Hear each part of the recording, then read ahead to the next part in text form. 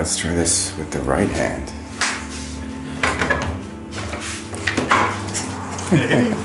There he is. Here he is. Merry Christmas, filthy animals. Hi. Welcome to my house. There it is. This is Matthew's house. Nice to meet you. If you don't fake it, then you're cool. I don't like to do introductions on this show because I find introductions are for the weak. Am I going to be like labeled? That's not true. Then I'm spelling weak with 2 E's. Okay. Oh, that's it.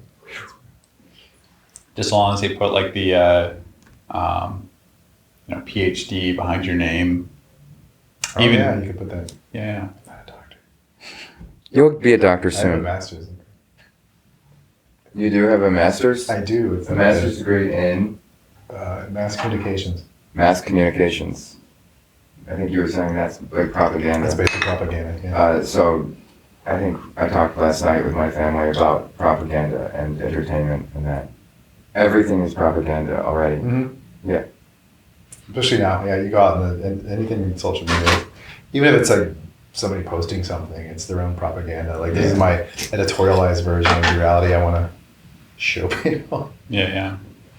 And it's like sometimes very ineffective, but like to greater and lesser degrees, it's just all the same. Everybody's trying to manipulate reality to favor themselves, I think. Just unfortunate. I think that's true. I also think that it's kind of just a tool to market things to people in an easier way, or a more seamless way. I think that the algorithms are kind of designed in such a way that they're just getting us to our smallest parts and turning us into our smallest versions of ourselves so that we can be easily targeted for advertising. The most easily manipulated version of you. I think so. So it's not like, I don't know that I believe there's a huge nefarious plot behind the whole sort of structure, but I think that there's just that. It's just that. That's enough for me to say that it's fucked anyway. I had an idea that we might talk about this because of what I do, but the nefariousness of advertising, I get asked about it because I'm very high up in the industry. Sure. And I would say that there's no one person who's nefarious, but as a whole, it can be accidentally nefarious. That's what I think too. Yeah. Or that's my suspicion. Anyway. I don't know if you've read The Society of the Spectacle by Guy Debord, but like that's kind of what he argues in that is just that the spectacle society itself almost takes on its own intent, and it's separate from anyone that created it or anyone that's in a power position. It's just they're in a way kind of serving it. At this point, it's almost taken on its own like autonomy. Yeah, it does have its own autonomy, and it's moving. It behaves. I mean, capitalism in general behaves like a psychopathic creature that just needs to feed. Yep, and this was written back in the 1960s, so his critiques were centered on the kind of television realities and whatnot that were captivating people, but it's all the same breed of thing, it's all the same kind of, you're creating a kind of illusory reality that has its own rules that, you're kind of serving. Trick shooting over here. I flipped the brush on accident. I hope this is on video as well as it is, yeah, it is. But it's like, it's not like an illusion that's like apart from reality. It is a kind of an illusion that has its own sort of reality, You're establishing it by having other people agree into it. So, I mean, any celebrity figure is a celebrity figure, not because they inherently are that, but because of the marketing machine around them. It's a marketing machine, and people have to buy into it. Yeah. And it's interesting to bring that because I never really thought about this, but like, because I'm often like, that's not real, that's not reality, like social media and the faces people put out there. But it is, I mean, everything that exists is reality in a way, it's imagined. Yeah. So where's the line between who you and I are, and who the person is. Like, who am I that like posted pictures online this morning? Like, that's me. Yeah, it's almost like the challenge at that point becomes a challenge of organizing your approach or your thoughts towards the different realities, like keeping things in their, almost like a challenge of taxonomy, right? Like you're trying to keep things in their proper categories, so you don't confuse online John with husband John or something, whatever it is, And all versions of reality are also the context with which they fall. Because I noticed, to the listeners out there, we were talking before like record was hit, and as soon as we hit record, it suddenly became more like formal and studious. Yeah, We suddenly exactly. attained like a formality to what we were talking about, even though we were talking about like we have self-respect all of a sudden. I have to talk about important topics. Can't talk about that guy in the gimp suit when I was talking about architecture. but we can More gimpy. We can very much talk about the guy in the gimp suit. We could. I can't remember his name. Let's just call him Gimpy for That's a the good sake name. It's of probably his name. What if he listens to this and he's like, "That's not my name. My name is." It's Gimpay. And he was. It's more fun if his name is like Steve or something. I think so. Steve Gimp. Just a normal name. Yeah. Not like one of those like Gil. real names, Gimp Gill. No, it's not like Maxwell Alexander. or Maximilian. Yeah. Steve. Yeah, it makes it more like a kind of a reality that you might be encountering in any. It makes it more attainable. Yeah. I too could one day be I a. One day. prefer Gimp's relatable, yeah, personally. Just the purchase of a PVC or vinyl, whatever. Is it the same thing? Suit with a zipper, then I can be Gimpy or Steve. Yeah, PVC and vinyl. I don't think they're exactly the same thing. But That's they're right. just This is different. you're an engineer. You can talk about materials. There it is. Engineering technician. Okay, what's the difference between an engineer and an engineering technician? I don't Basically, the engineer deals with things at the larger data level, and the engineering technician is like the stooge, the henchman. Oh, you're a henchman. Yeah. So if they need something actually built, or in certain cases, it depends on how big the project is. They may need something designed, and we're in a position to see how things are used more, so we can talk to the people that actually use the things and say, hey, where do you find, you're struggling the most with this process? And they'll say, oh, I can't, I have to, use little tweezers to get at this little thing, but if you could just, if you could make that automated, and then you go, okay, and you kind of. So what type of things do you? They're processes for cutting like medical, making medical devices, or components for medical devices, I should say. So there might be like a little like ring that is, needs to carry a charge or something, and it's inserted into some part of the body, and we just cut the ring down to this like specific size that needs to be cut, but it has to hold a tolerance of like a thousandth of a millimeter, or a thousandth of an inch or something. And so then we have to figure out a fixture for holding it just in place, figure out what kind of laser to use that's not going to leave unsightly or rough kind of cut qualities or whatever, and figure out the parameters for the laser, figure out if we're going to use automated arms or drives or whatever to, depending on how complex the thing is. Cool.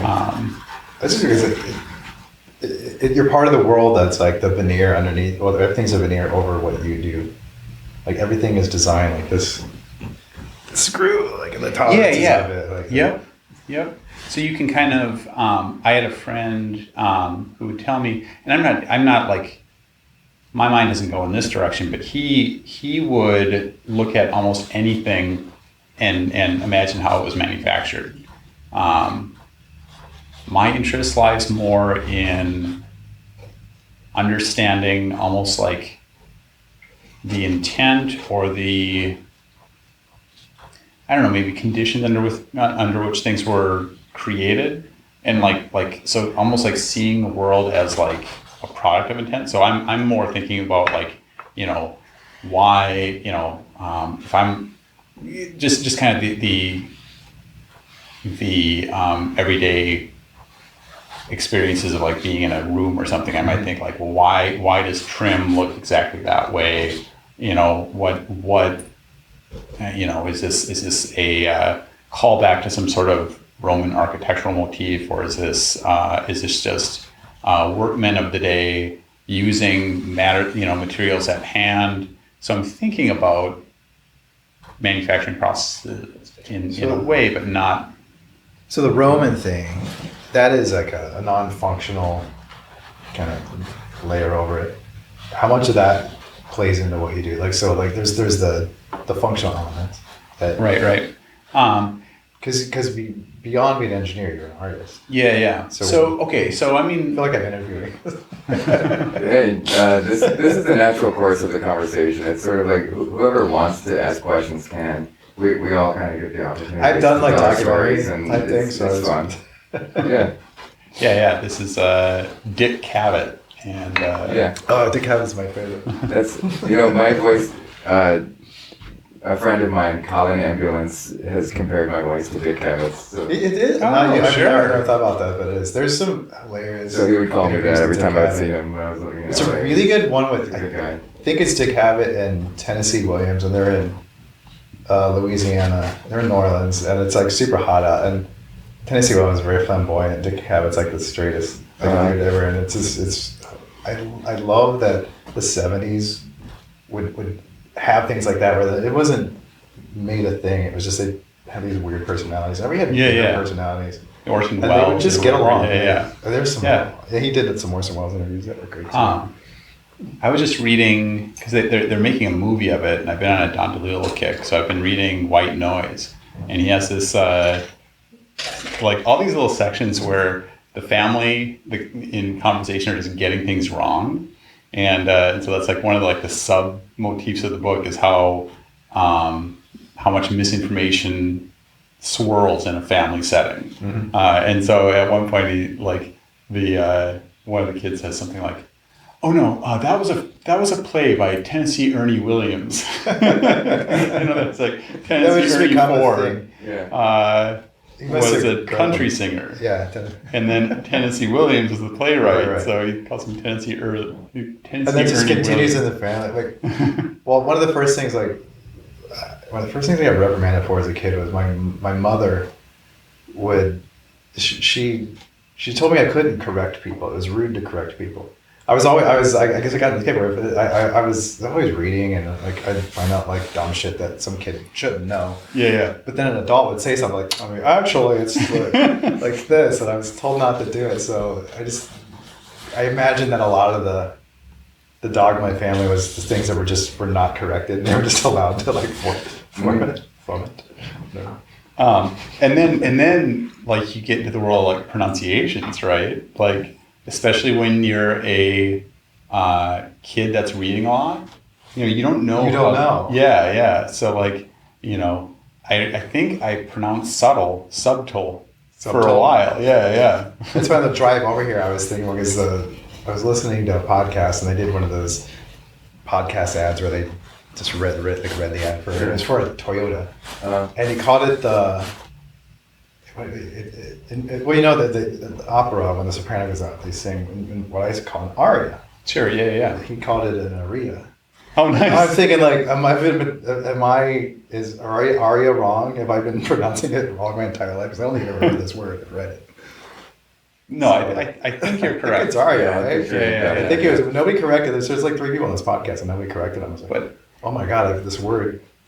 I mean, it depends on was the it could have been unless the Toyota was named after something else, but I'm assuming it was. Oh, yeah. You would think, right? Like Aria sound. Yeah, that's a the Honda Sonata, you know. Diarrhea sounds like I don't know, like a part of your body. A car you don't want to die in. I don't want to die in diarrhea. To be honest, to be fair, I really don't want to die in any car, but No, but if you're going to go in a car, Definitely it should not. be like a BMW Not 7 diarrhea. Series or something, or something that was fun and fast. Like yeah, If something you went that would with a smile. assure a smiling, fast, painless death. yeah, like Yeah. Like it's something that will explode. Something that has right. jet They found fuel you in in pieces, but Yeah. a smile on your decapitated head. That's my ideal death scenario, is exploding. Yeah, that would be it. It's a way to go, right? Well, just disappearing, and nobody has to clean up your mess, and you just kind of. I don't know. I think Yeah. you keep a mess. But it depends, I guess, how If you're Not the incinerated, kind of right? exploding. true. Not the kind of exploding I'm talking about. I think, yeah, that's a nice scenario. Dying in an explosion. Yeah, I used to Just talk a with fast car. I used to talk with our mutual friend that we He who shall not be named. about the ultimate scenario of disappearing into a mine shaft and blowing up and having like a plume of yellow smoke just come out. Just come out. Just I going actually in there have with a, dynamite well, and not really a exploding family member, but kind of Mine a, shaft. I actually have a kind of a family member who died that way. Yeah? Which is Really? Whoa. My grandmother's first husband, so I'm not actually related to this person, but Uh-huh. it was her first. I'm related to people who are related to him. Died in a coal mine fire in 1938 or something. Huh. And it was like it was actually, there's actually folk songs about it. It was the biggest like disaster of the time. It was I don't even remember the name of it, but it was in Virginia, I think. So he went in the fire in a coal mine. He Interesting. lived Adam's dream. Wow. That's- Was the song Big Bad John created about I don't know. It wasn't Big Bad John. It was lamely titled whatever the name of the fire was. It was like the Okay. someone fire. Sounds like a Gordon Lightfoot song to me. It's a Yeah, bit like well, the Legend of Fitzgerald, but imagine that, but about a coal mine fire. Yeah. It's very meaningful to the people at the time. Well, yeah. Yeah. It's not something that happens much these days. No. No, we're getting away from that, right? It's like one of the things that has been really big at my workplace lately has just been like, cold. No, it's been like almost these absurd safety measures, like.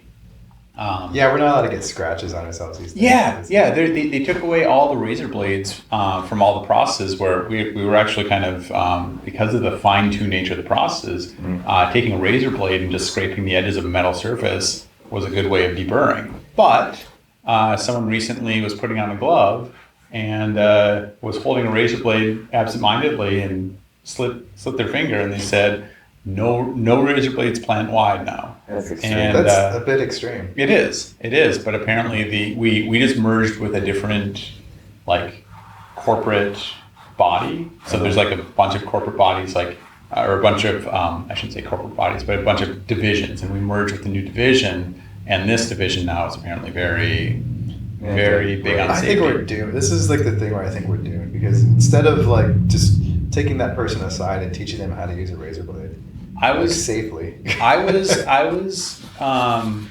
a little miffed at the idea, but at the same time, you could see it the other way too. Like we're definitely not in the spot where you've got like, I don't know if you've seen the video on social media of like the guy in some Chinese factory who's like, there's some he's crammed in this little space and there's a piston going boom, boom, boom, boom, and he's going with his bare hands, like there are these little Yeah, that's metal- why we offshore that. That's just fun. and you're just like the The guy guy makes like $1 a day. yeah, and we're not in that And spot. we're not in that spot. So, we were. Yeah, We were yeah. in that spot. yeah, so it's like But are we better that we're not in that spot? Because some people. way better, Okay. because it's like I mean, I would love it if no one had to be in that spot. Right, but someone's got to be in that spot. Not necessarily, especially yeah. Especially now that like, and this leads to like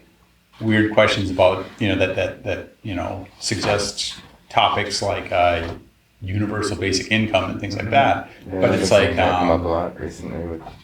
Is that big on the podcast? Automation and AI. No, not so much. Not yet. I mean, I hope it becomes a big We could conversation talk about as it develops. UBI. But I'm basically seeing it come up as people are talking about the AI generated selfies and we were playing around with one of the That's where I'm seeing it come up. AI And things.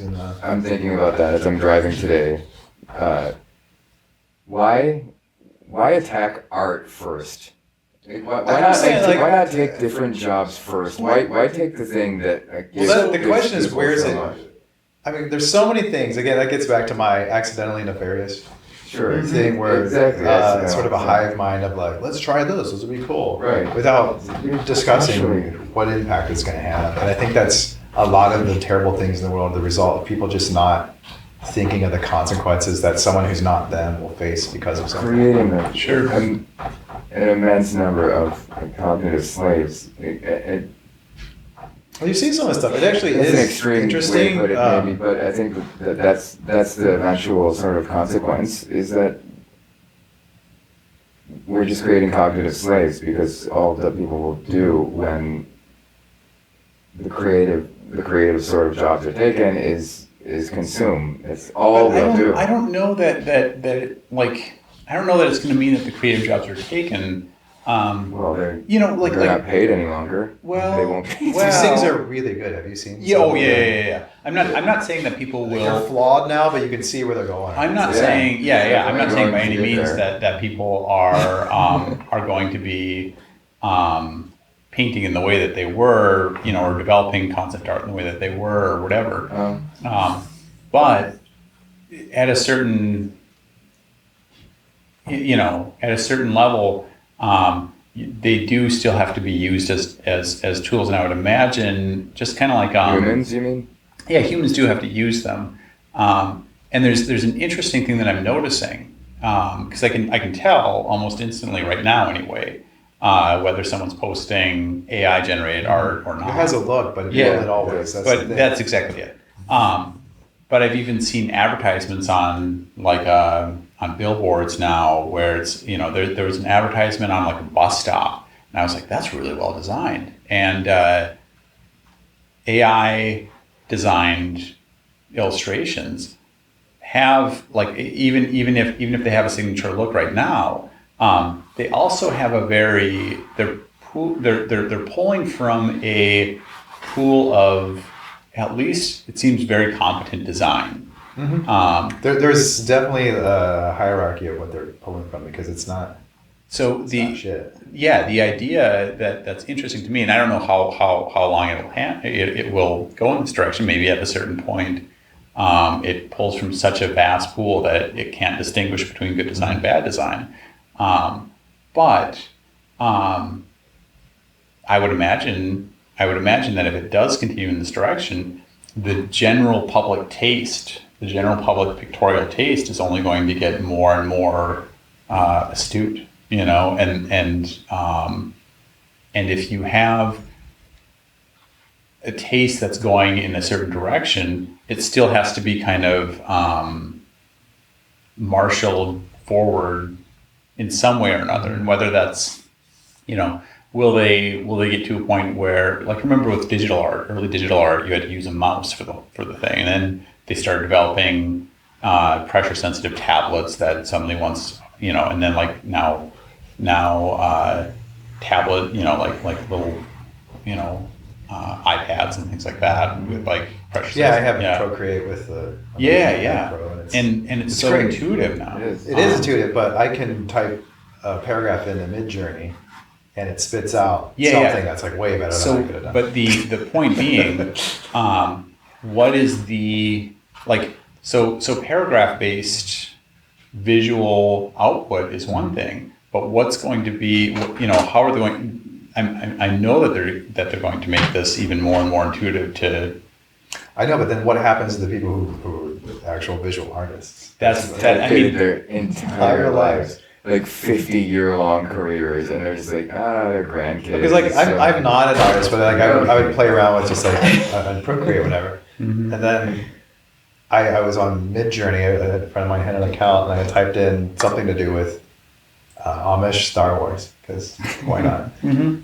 And the thing that it stood out was like, it was incredible. And it was something that I would have done had I had the talent to do it. Yeah. But it just did it. And then, so that to me is where I'm thinking like, it's putting tools in the hands of creative people, to where you don't need, like, okay, maybe another analogy would be, I have an instrument, a MIDI-based instrument, and I always wanted to play guitar. This MIDI-based instrument allows you to program the fretboard so that you can basically just bar chords the whole way through, and you can program it with any chord progression you want, so that it, like, each string input is a different. You can strum it, but then it will respond with, with, like, it'll the strum will be made up of different strung notes based on whatever chord area you're pressing, and you can program it to be like an actual guitar and make your chord patterns yourself with your own fingers, but you don't have to memorize that anymore. Okay. So it takes away the curve of learning a skill, and it brings you immediately to the spot where you can just. But there are people who have taken the time to learn that skill, and that's kind of my. That's yeah. So where's the line? But it's like, So at a I mean, as a visual artist, as a painter myself, I do.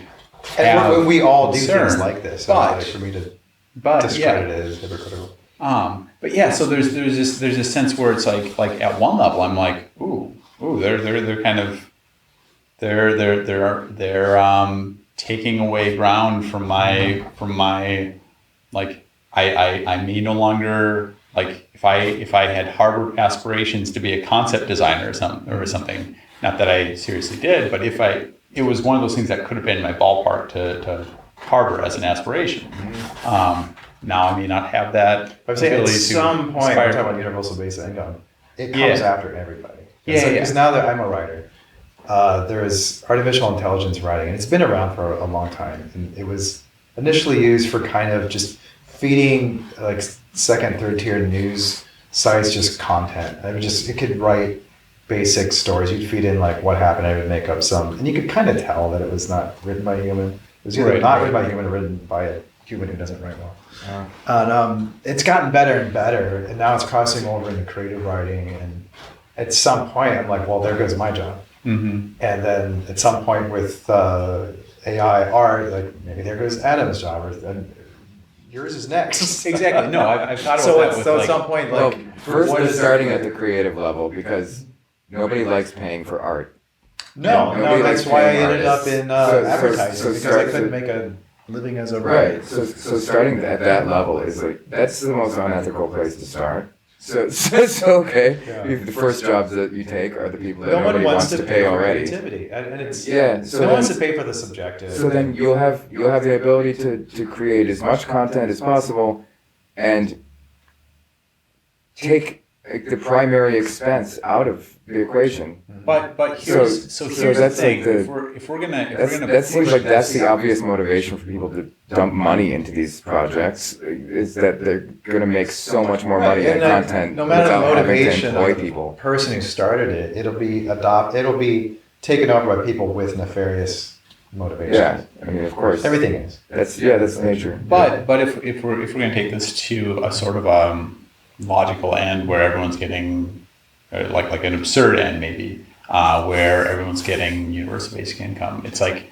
at a certain point it becomes a matter of wondering, okay, well, now I'm just alive and there's no reason to do anything. If we all get universal basic income, you can do whatever with it. But along the way, I'll just go camping. Yeah, along the way there, you're just kind of going still like, paint, but yeah. What becomes the, like, do you really want to get paid to make to write Like speeches or advertising, yeah. or do you I would rather, I think everybody would rather do something more. Most people would rather do something more than the thing that they're doing. So then right. So then it's like Some they don't if like these what they things do, can it's- become you can start using these tools to realize creative visions that you've had that actually make your life.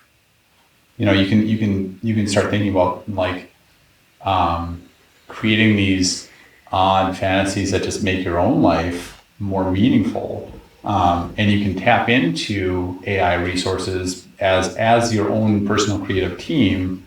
So there are exciting ways that you can see. I mean, there will probably always be something that we could do. It's just I don't know that for sure. Yeah, we're also assuming that the wealthier classes are going to be more philanthropic.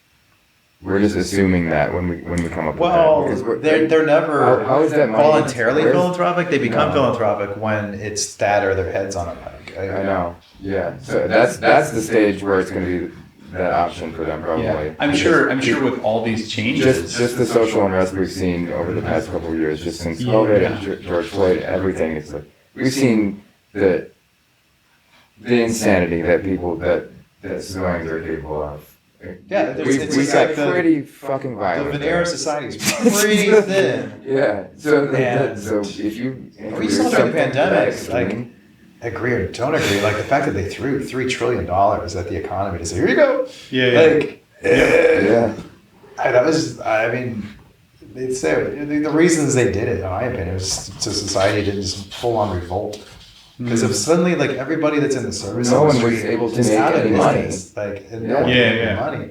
Like, he have a lot of like desperate. There's still, even with all of that, there's like I think a lot of there's still all these supply chain issues now. And I think a lot of that comes down to they'll say things like, oh well, we can't get Teflon for the same price that we could because there was a Teflon producer that used to produce and they went out of business during the pandemic and you're like, it was just one person, huh? And that was driving down the prices for everyone, huh? But that is a legit problem. But it's weird to me. It's like they're like, oh no, there's inflation. It's caused by things like that. Let's raise interest rates.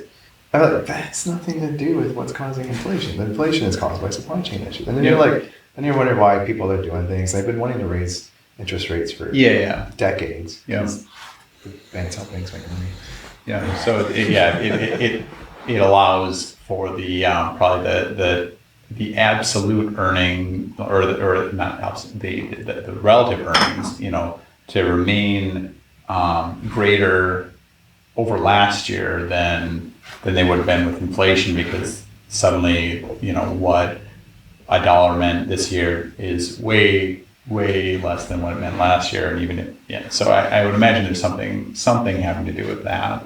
With well, I mean, they did throw all that money in the economy, which can trigger inflation. Yeah. But it is the fact that like the things that were costing more is very targeted, and things that were supply chain related, food, gasoline had its own root cause and why that was going up. And then there's other things, but if you raise interest rates, this is a strange topic. That's great. I mean, this is ideal for us to be this engaged in a topic. I love it. I don't know the answers. It's not any of my expertise. Yeah, we don't have to, as long as we have questions and we're on the right track. I do question why they're doing the things they're doing. And the pandemic really exposed a lot of like just questionable things on both sides, all sides. There's more than one side. Yeah. How many weird power dynamics have been exposed? I mean, I think that it was happening just before the pandemic. There were like lawsuits against like Madigan and whatnot, like that started before the pandemic. But I think after the pandemic, there have been even more kind of exposures of all kinds of corruption. Going on even just here in Chicago. It's corruption and people just like using things to enact other things. And like, I'm very anti-conspiracy theory, but there's certain things where I'm like, maybe there was something to that. Like, I don't know. But the pandemic was me like swinging from one end and be like, it's just, it upended a lot of our lives. I don't think it was taken as on a macro level, like, the worst thing that's happened. I think it actually might help correct some things in our society. It corrected a lot of things in my life, but it made it so I couldn't be a painter full time anymore, and that fucking sucks. Yeah. and that sucks. That was 5 years that I was a full-time painter, and that was living my fucking dream. Still challenging to exist, but I was. What did it remove from the equation? It removed the, I don't know, sudden interest of buyers. That was a shift. Sudden interest of people who were buying art. Maybe just the people who were buying my art. I could even say more directly or closer to home. So people were allocating their money to other things, the social causes that needed the money more than an individual who's like, hey, can you guys help me pay my phone bill, please? Like, this is a pretty picture, isn't it? Or like, I can paint your dog or something. And it's it's whatever. I'll do anything, please. Like, and I was like, nah, just back away, but watch all his stories still on Instagram. He's fighting, and that's entertaining. We'll keep the likes going. It's entertaining to see him fight for his life. So it's like, I think a lot of people experience that, and that did suck. But the correction that it's made in having to totally change my lifestyle to not be like that pure entrepreneur kind of lifestyle is now, oh shit, I respect time again. I respect the schedule and routine, and my life is less chaotic. My life has more direction. I have more drive to actually complete the paintings that I begin. It's like, this is actually kind of cool what happened there. And it was like it was good and bad. Like, it was a kind of weird reset. And it was a nice reset. I think, I wish we had all kind of continued on the mood that was kind of going around during the first, like the hardcore lockdown where like nobody was going anywhere. Everyone was like, I'm going to reset my life. And we did and didn't. Yeah. But I mean, by December of that year, I think everyone was just like going stir crazy and depressed and lost like, their creative drive and whatnot. It was just, I remember playing a video game, and I hadn't played video games in like years at this point. But I started playing video games again. I remember playing this one video game, and you're in this like scenario where you're in this social. You're walking around. There are people milling around in this world, and I just remember like just feeling so heartsick for like just that feeling. Yeah, and just being like I didn't realize how much I missed that until now, and it was probably November or December at that point, and I'm just like not creative. I'm just going home from work and playing video games at that point. Because I don't know, I discovered early on that I had it at the beginning of it. I'd had it and didn't know. And then it got contact traced. I had something I felt like very much like they described it in January of 2020. And turns out, like I found out early summer of the kind of lockdown that I had COVID. You had like the antibodies. Yeah. And all of a sudden I was like, I was like a superhero because I'm like, I got the antibodies. No one else thought this. This is great. So the world was mine. I could just walk around and go to restaurants. I was just like, because it wasn't that bad. I realized like, I survived this thing. Huh. And so I had a different relationship with it because I didn't feel like a lot of that, like the mystery is out there. We didn't know what's going to happen with them. Like, I had that. It's not so bad. You're getting rumors about people getting heart attacks and strokes. You're getting all these horror stories. You think it's going to happen to you, and when you find out that I had it and it didn't happen to me, you're like, okay, I'm not in the group of people that it's going to hit the hardest, or at least not the first time. And so I was like, wow, I can go out in the world. And so my wife and I started going to restaurants. We realized that there was nobody going to restaurants, so you could go anywhere because there was no people around. So you're like, we can just walk into the nicest restaurants without reservations. This is great. Yeah, what a weird sense it was. Like, I remember driving on the freeway at that time because I had no rush hour. For even a good year or so after the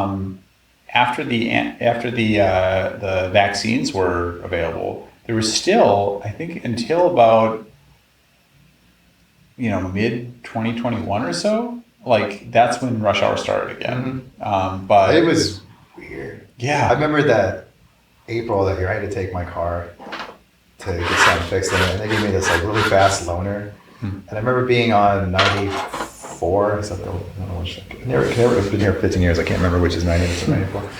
Anyway, there's nobody on the road, and all of a sudden, like I'm in this like kind of fast car, and there's this asshole comes up in another fast car and like wants to race me. There's nobody else in the whole. I'm like, I can't even get away from like assholes when there's like 2 people in it. But then it's kind of fun. I'm like, well, why not? So we were just like flying down the empty highway. Oh, it was man. very dystopian, That's but really it was cool. fun. Yeah. You're like, wow, the end of the world has its moments. Yeah. I had a dream once, and this was like maybe 5 years ago or so, before anyone ever knew anything about a pandemic ever at all. But it's like in the dream, it was like I was walking down the street, and it was like the end of the world, and everyone was partying, and it was like, and I knew that this was the last night, and then suddenly it was like the morning, and I saw like this puddle, and it was just like all these like colors, kind of like you see with like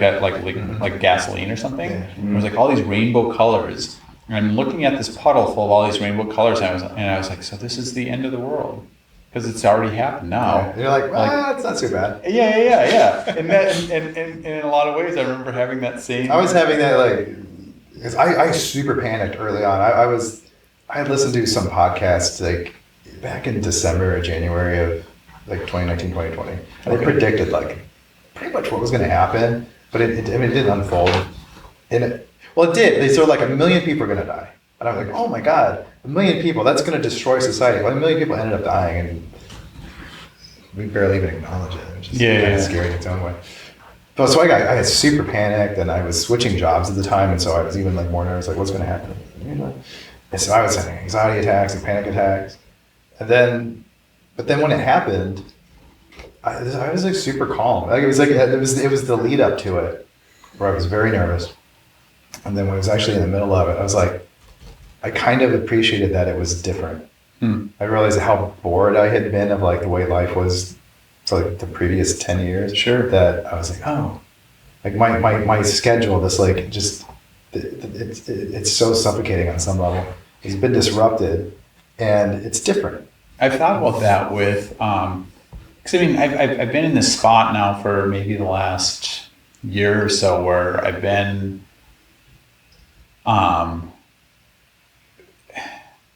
so during the pandemic at work, there were a lot of people who left for varying reasons, and they just never replaced anybody, and then it's kind of come down to this skeleton crew of people keeping things running, and so we all have lists, that are as long as the Don Giovanni list of women, but of daily tasks. I don't know about that. He must have had a lot of women. Oh yeah, there's this like comic scene in Don Giovanni where he takes out the list and it just like falls down down one of these like grand staircases, and that's like the list of all the women that he's like taken advantage of. Yeah. But that's our daily like task list, just things that we have to get done by the end of the day. And so you end up like you can't get everything done. So why aren't they replacing people? So because universal basic income. Because Full circle. All right, you can do that. I think there's this. So But there's so much to do. yeah. Well, and that's been one of the things. Like there's this like labor shortage, which they've had requisitions for engineers, for technicians, for just basic operators, and they just can't fill them. So It boggles my mind. yeah. I wonder what the bottleneck is there, because you see like the education system in this country, like what people are being funneled into, and it's like it's a lot of just bullshit. Like even my degree is, I found a way to get a job out of it, but so many people that graduate with my degree, and like you can't do anything. Yeah. Right. Yeah. I mean, I have a fine arts degree, in drawing and painting, and I knew kind of when I was switching over that degree that it wasn't going to get me a job as an artist, but it allowed me, a few years to just kind of really train. But it did get me a job as an engineering technician because they just needed some bachelor's degree. And That's funny. Maybe I should become an engineer. There you go. Yeah. Start over. yeah, Do something with my hand. it's not it. as far as being in a workaday position goes, it's not a bad spot if you like to work with your hands, because you have all these things. It's like constant detective work. Mm-hmm. You're like the resident machine doctor.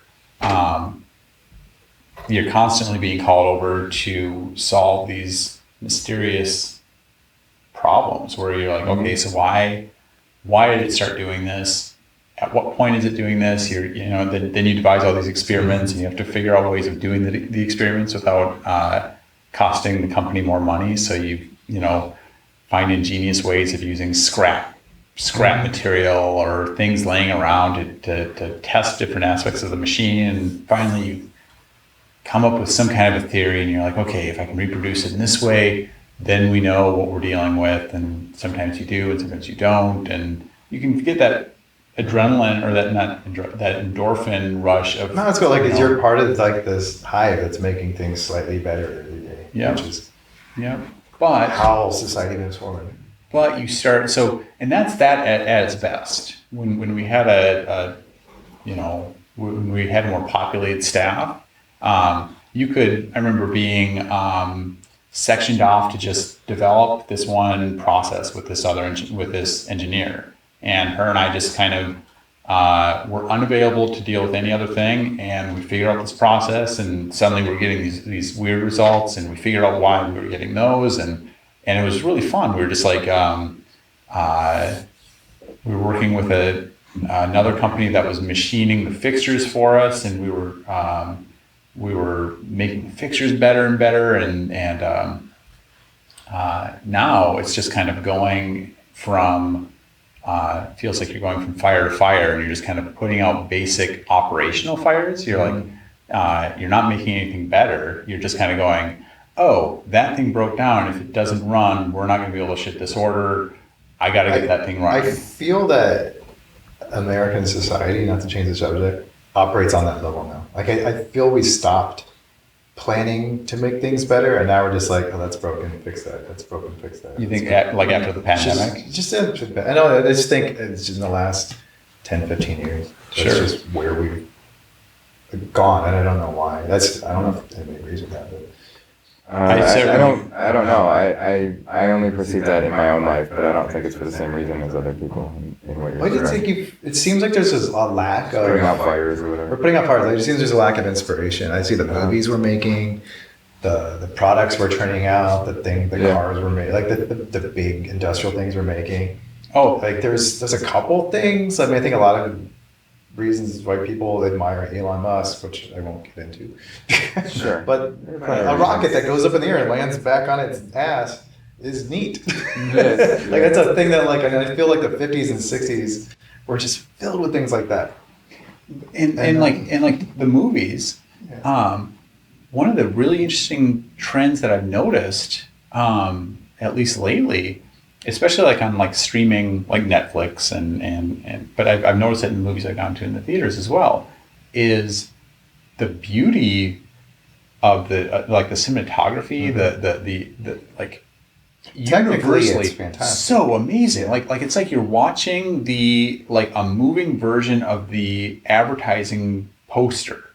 Yeah, which didn't used to be the case. Time. The cinematography has gotten so much better. And the digital, and I think a lot of it, able to do with it. The technical reason for that, I think, is before you had to shoot on film, and it was such a laborious process, and there wasn't an instant feedback loop of I did that, it caused this. Yeah. You had to wait for things to process too, and that was movie magic, and that was the magic on set, and now it's just sort of infinite takes. The infinite takes, I think, have hurt the. Technically, it's made it a better looking product. It has made the story worse. Yeah. So that's the other half, is that while we've got all of these painting, each shot is like a painting. The content is just kind of escapism, pure and simple. Mm-hmm. And it's gotten lazy because they don't have. It doesn't cost anything to do 20 more takes or to do this. So you just we'll fix that on set. Well, I've been on a lot of sets, and it's not made things better. That's part of my job. It's in a commercial sense generally, and it was more buttoned up when we were shooting on film. That's an interesting kind of segue back to the AI thing, that is an interesting concern, because I feel like I remember reading about traditional photographers back in the 90s and into 2000s, when digital photography first came about, being concerned because you didn't have to hold as much in your head to do it. And you didn't have to plan ahead. Yeah. And so much of even like fine art, when you have an undo button because you're digitally painting, it's a different experience than when you're doing like what Adam's doing right now is this very different thing than what he'd be doing if he had an undo non-destructive button. editing is not helped art. Yeah. Even in writing, it's so easy for me to delete. So like, you would think I would be a perfect typist as I write all day, and I can type super fast. I'm a terrible typist because it doesn't matter if I mess up. And you, at some subconscious level, that there's an autocorrect that's going to catch you. So I can type super fast, but it's filled with mistakes. Yep. Whereas I used to be a better one because I learned to type on a typewriter. Yeah. And cool. You couldn't fuck it up. Yep. And it's that knee-jerk awareness. You had to think before you type, so you're like, all right, what's it going to do? That is so different. You would have note cards with like kind of a rough outline, because you can white out like individual mistakes. There's like that little. Sure. I don't know if you remember. There's a little white type thing. You like. Yeah. And I did do that. I mean, that was like the very tail end of like, that was just like the first couple of years of me writing.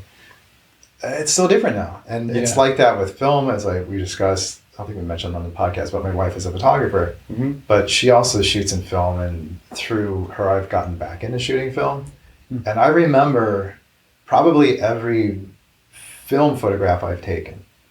And we've taken a lot. Like, it's not like we don't. We have a collection of old cameras, and from Polaroids to 35mm. She shoots medium format. Yeah. Every one I've taken, I remember, especially the Polaroids. For the viewers listening, Alejandra, who was just on episode 15 of the show. That's my wife. That's John's wife. But if you look at the digital photographs I've taken, just on my phone, there's probably 5,000 photos. And my camera, I looked at the action camera. It's something like 10,000 photos on my camera, and I don't actually use it that much. Just that it's been used. Yeah. So there's another 15,000 photos in the past 5-6 years. I remember 100 of them. And then you have that whole problem of culling out the photos, and you're in that spot where if you've got 1,500, 10,000, something like that, like, you're not going to be culling at at anything more than like, you'll be maybe looking at a bunch of thumbnails and just kind of going like, intuitively, I feel that one, and that one. But are those the best decisions? Because suddenly you're at a spot where you're not able to pay attention to the details of 10 things. You don't have the time. Manipulate them to be something different. Yeah. I remember looking at in through my line of work, we would get contact sheets from photographers, and it'd be kind of obvious, like, that's that one and that one. Everybody kind of agree. Like, with digital now, there's so many. We have contact sheets before that would be like maybe 200. A photographer will go through 1,000 photos in a shoot easily. There's options for everything, and so maybe one's good, but I don't know if it's going to be as good as the one that was painstakingly posed and lit, and like knowing that you're only going to have a couple literal shots at it. Which reverts back to what Adam's doing, like the care in a painting now. So the care in painting? The care, not the Karen painting. I don't know what else is there. The care that you know about that. A new genre, yeah. No, but like I remember like most of Adam's paintings that I've seen. Like one of them in particular, that little like kind of foot square of that. Emily, woman. I remember that. I wish I had bought that. Stephen Dale owns that painting. Stephen, if you want to sell it. That's an image. What's to separate it from one of the 3,000 or 4,000 photos on my iPhone? But it means so much more. And like, I don't know where we're going with this. It's just, it's kind of related to the AI thing. Like, when does something become memorable, and when is it just completely disposable? And at a certain point, just in the creation of a thing, how does having having certain tools at your disposal affect you at a subconscious level, like where you don't have to put certain thought into aspects of an image or of a whatever your content is. You don't have to if you know that it's going to correct your spelling, you're not going to think about spelling. If you know it's going to handle your composition, you're not going to think about composition. Right. Or well, you're a musician, right? A dabbler. I dabble. So we both dabble. I dabble too. Do you record? Yeah, just on on my phone. They're very I just call them song sketches. Mm-hmm. Yeah, I do the same thing. Yeah, it's kind of we do some similar things. But so I have a lot of plugins. I use Logic. Okay. And so we just make a band, you guys? We could make a band. Wow. Yes.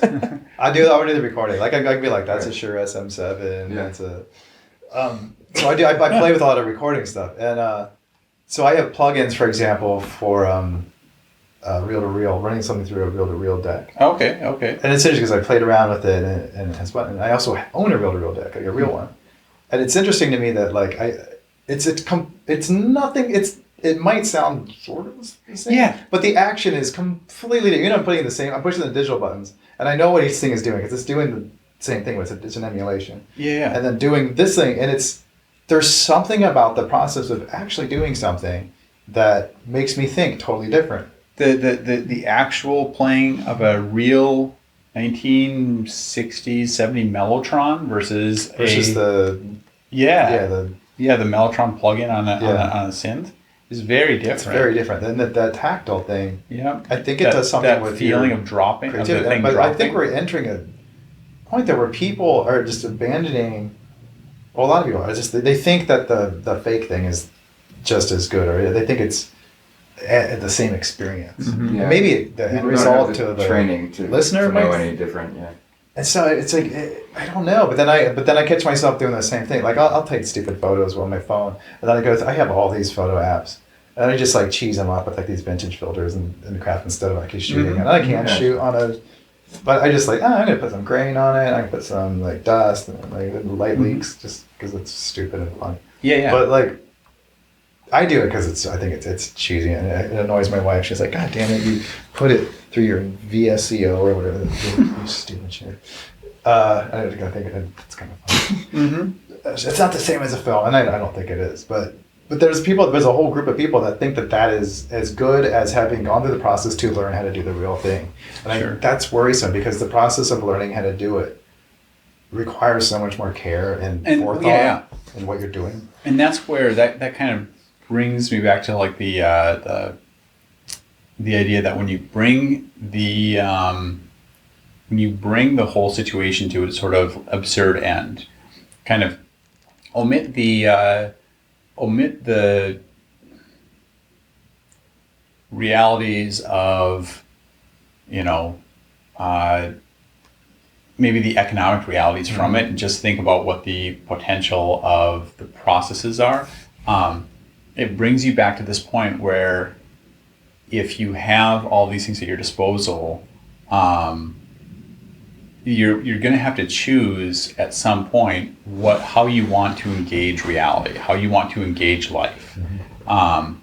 And maybe painting, maybe writing, maybe whatever creative endeavor filmmaking, whatever it is going to be a matter more of people engaging with life just to make sense out of it. And, you'd probably still produce content, and it would be artful content, but it wouldn't be content that you'd have to produce in order to stay alive. And that could be a good thing, or could be a bad thing.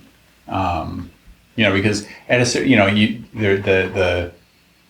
the corny old phrase is necessity is the mother of invention, right? Like, are we going to suddenly start painting a bunch of drivel because we don't have to paint to stay alive? I mean, or maybe that'll free us. Yeah.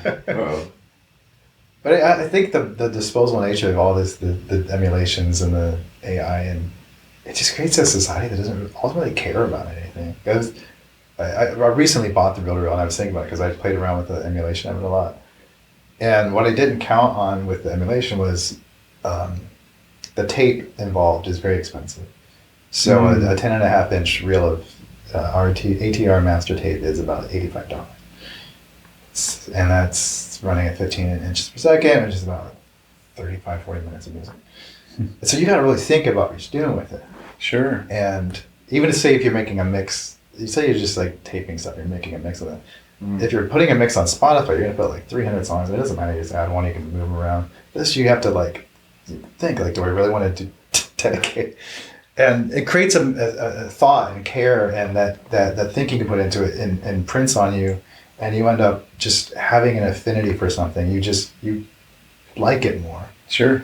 And I feel that we're going as a society to a point where we all are casual fans of everything, but we don't really love anything.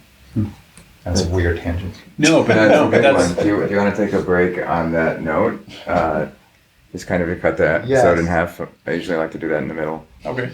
Were you about to say something though? You want to close No, out I was for the break? just going to reiterate that's a general creative problem, I think, or that We Is can all it- think it's our an way through exciting so many one. things. Yeah, Even yeah. me, like digitally recording into my Right. Well, what are you going computer. to I'm the prioritize? hobbyist. I'm the person that doesn't care that much compared to the person who owns a studio.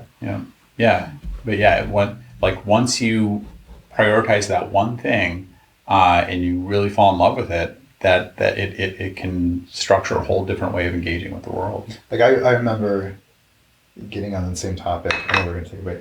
I had it was my nephew. He used to play Guitar Hero. Okay. And he thought he was like a legit guitarist and like Guitar Hero. And I'm like, it's nothing like that. It's a lot harder. And then I gave him one of my guitars, and he never picked it up. Like he picked it up. He tried to play it, but it was just beyond his caring to learn it. Like he was really good at Guitar Hero.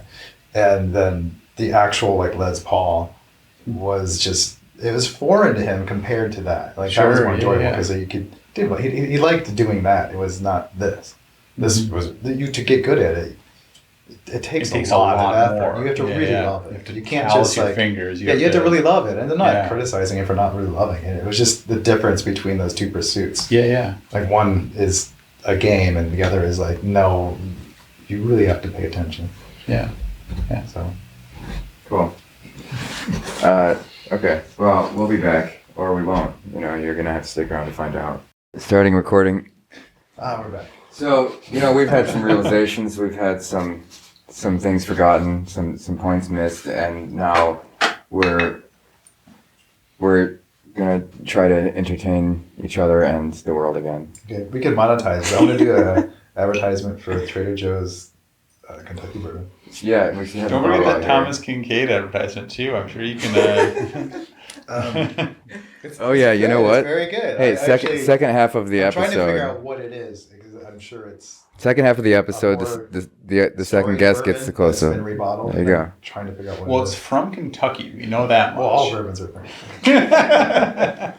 by definition. Is that true? Is that like champagne? They're supposed to be, yes. Oh. There's whiskeys that are basically bourbon that aren't called bourbon, that are not from... Bourbon is a county, I think, in Kentucky. Bourbon County. You guys have barely touched the snack plate. I thought the snack plate was like I added blueberries still and life. I wasn't blackberries supposed this to. time. I usually only have cashews and grapes in it. I'm gonna try one of the blackberries. I was feeding squirrels this morning peanuts. That was my morning. That explains why you haven't been touching these. You see it as squirrel food. I've made friends with the squirrels that live in my block, and I feed them. That's a good decision.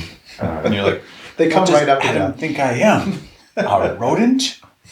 No, they're so cute. They come right up to me. Like literally, I will walk down the sidewalk, and the squirrels come up to me, and people watching are like, "What the fuck is this?" How quiet is it in your neighborhood now? Super quiet. That must be a big change from the downtown Oh my God, it's apartment that I saw the one time. What happened? Well, we lived in West Town, like not far from here. And it was just well, noisy. that one too, but I meant the one that was downtown. Oh, yeah, when I and, first met you. That actually wasn't that noisy because it was 30 floors up. Yeah. And it was to the east of Michigan Avenue, and like nobody really went over there. Yeah. I would hear like sirens and stuff because there was a fire station there, but I lived in the, like just off the loop. Okay. You know, it is interesting. Last Christmas, my girlfriend and I we like decided to do like a staycation. Mm-hmm. We went to the Palmer House and just decided to like walk around for Christmas, and it's like the amount of things that shut down. I mean, obviously it's Christmas, but the amount of things that shut down after like 9 On Christmas Eve? Yeah. Yeah, well, I did the same thing in 2018. Okay. Yeah, and you're just kind of like, this is not New York City. It's not. Like, it goes to sleep. And Yeah. it's like that all over downtown most weeknights. Yeah.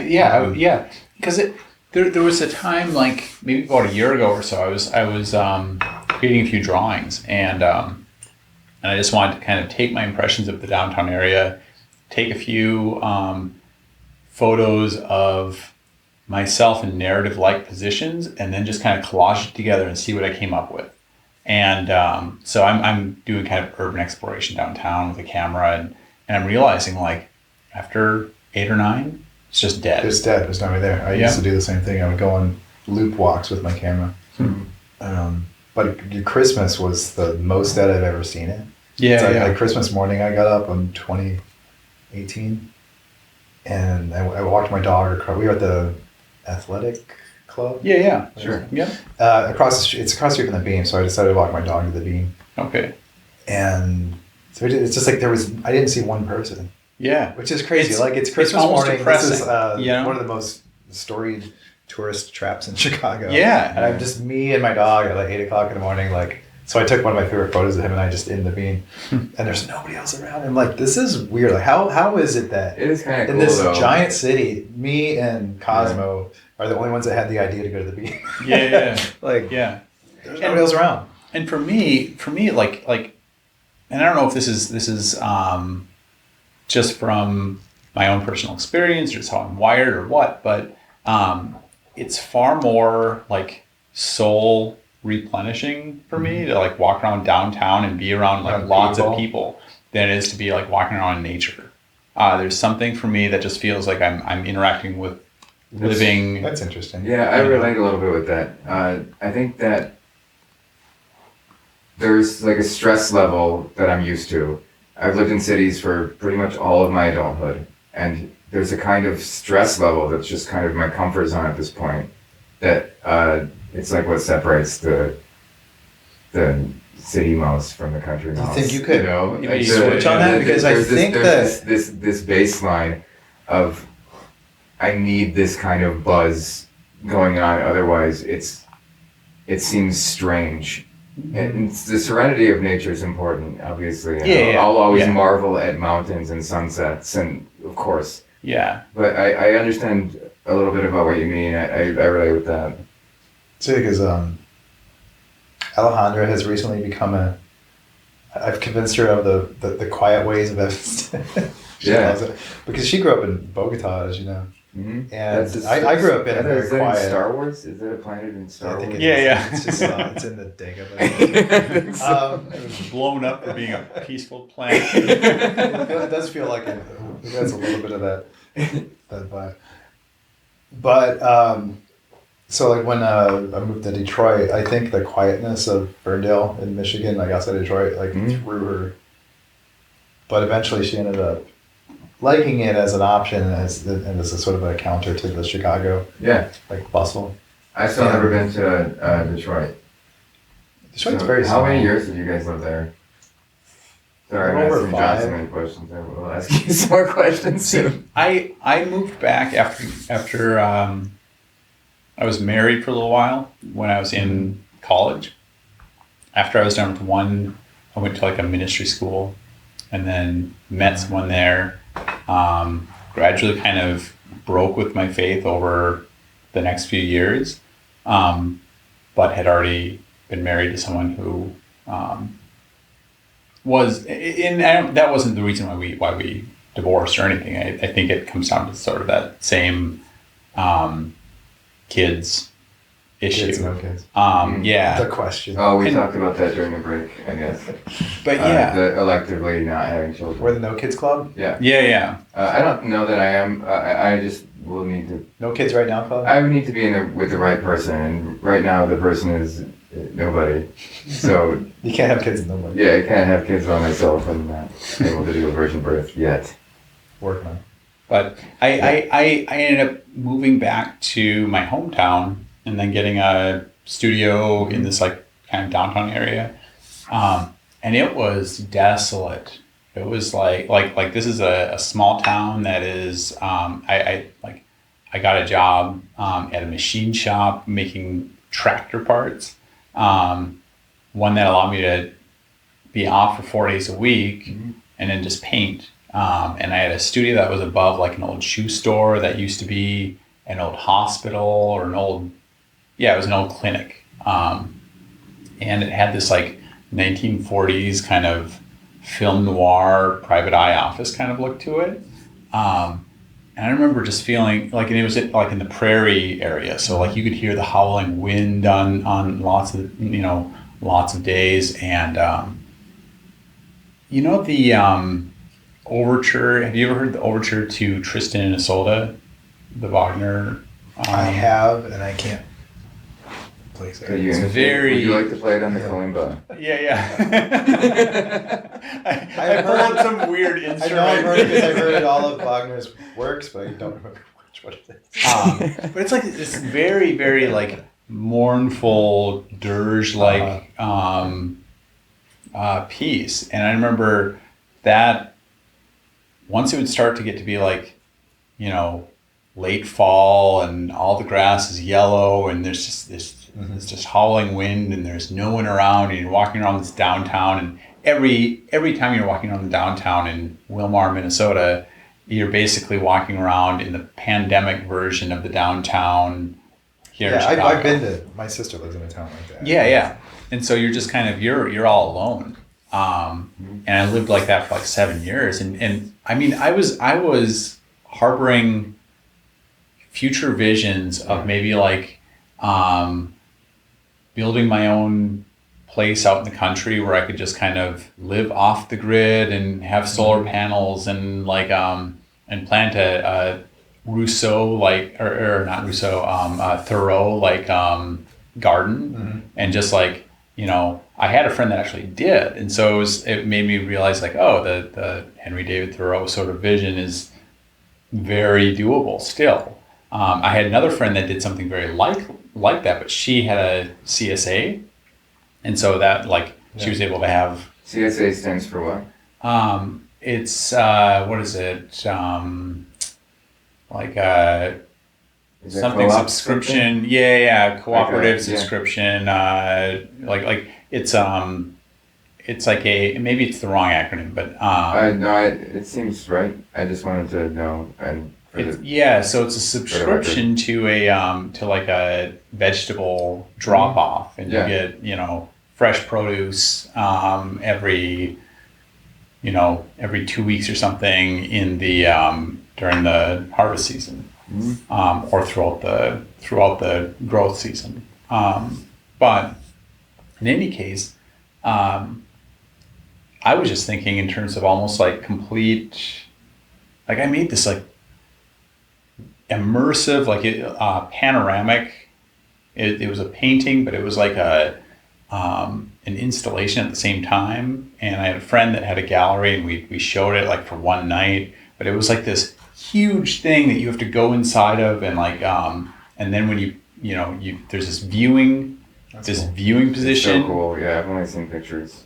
Or did I see a section of it in person? Yeah, I think I might have shown you like one of the panels. It's still at my old place, but I have to move it once I sell it.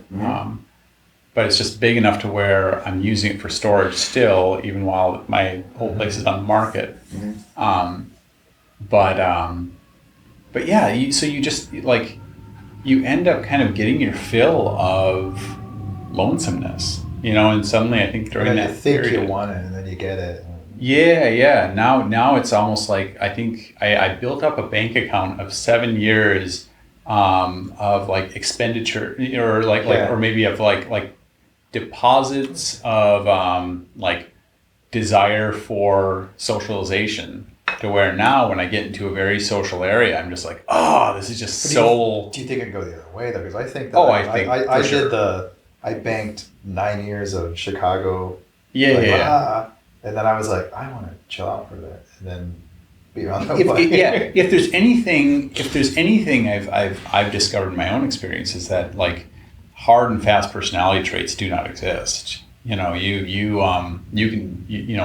think, oh, I'm an organized person. Well, then in a certain situation, you become a very disorganized person. You think, oh, I'm a night person. Well, then in the right position, you become a morning person. Mm-hmm. And then you think, like whatever. Oh, no, I used to think that it's funny that if I left my own devices, mm-hmm. I would, when I was a kid, I would go to bed at 3 o'clock in the morning. Yeah. And get up at 10. Yep. And that was how I operated. I loved it.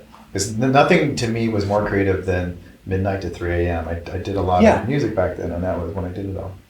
And then at some point, I became a morning person, where now I go to bed at midnight and I get up at 7 in the morning. Yep. When I did the panorama, I was getting up at, I want to say 4:30 in the morning, and I would get to my studio. I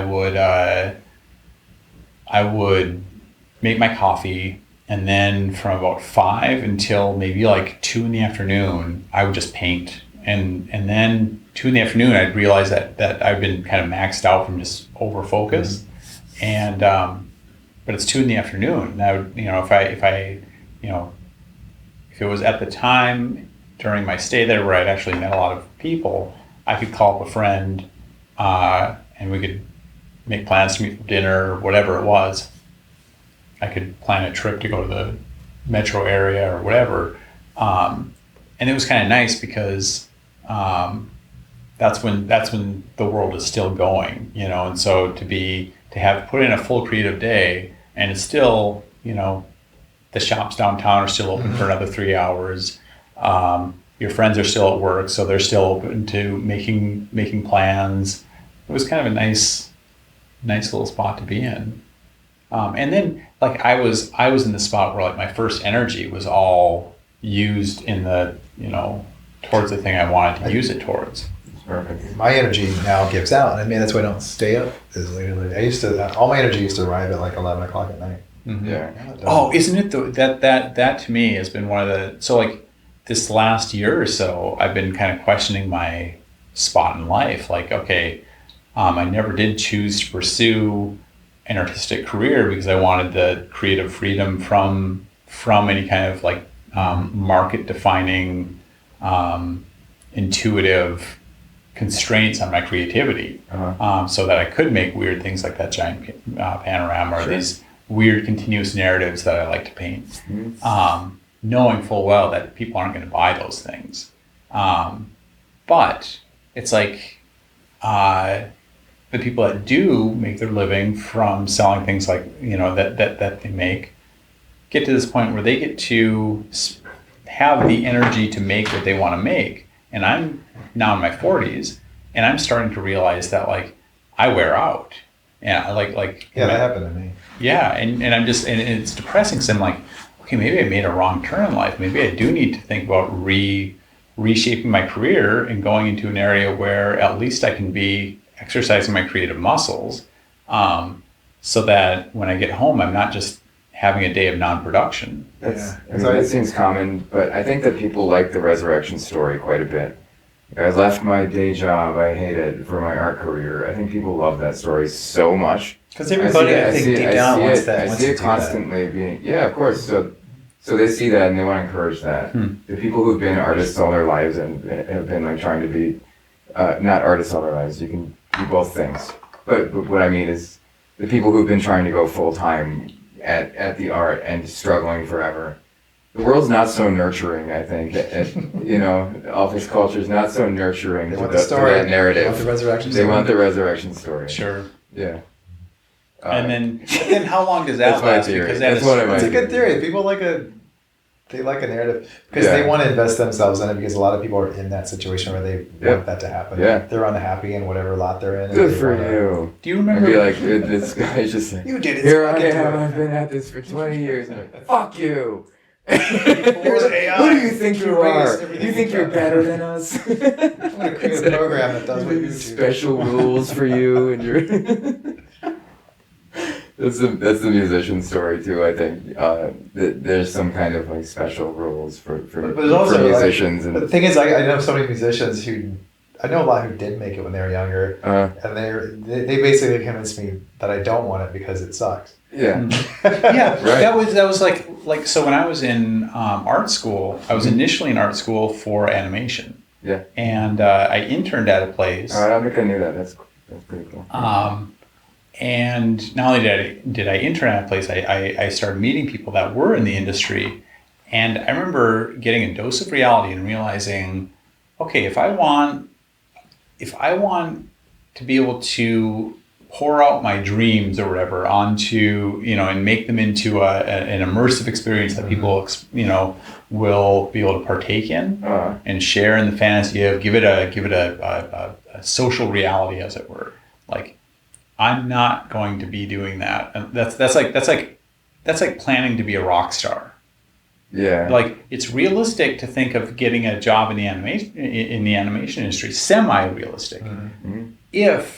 If you're just like consigning yourself to basically being like like the guy that makes the toenail. Wait, you don't want to be. You don't want to. I watch those people work, and you don't want to be those people. Exactly. You want to be the director of animation. That's exactly it. So that was what I wanted to be. I wanted to be the director. I wanted to be the story artist. I wanted to be, to the point where I could be a creator. I've gone to the animation houses, especially the CG animation houses. Yeah. Oh my God, they'll just be like rooms full of people, and someone's doing the toenail. Yeah. Right? You're just like, yeah.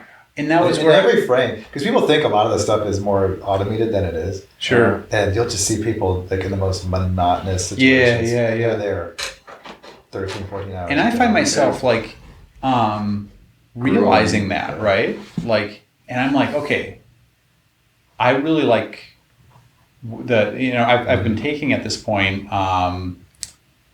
private painting classes from one of the painting instructors at my school. And I'm like, okay, well, what if I actually just switched over to full-time painting? And I know that I'm not going to make a living at this, but I remember at the time also watching a lot of like documentaries about jazz artists and whatnot, and kind of going like, okay, these guys were mostly moonlighting as artists. They weren't getting rich. Yeah. And I was like, okay, so what if I just think about painting as a vocation, but separate vocation in my mind from, career.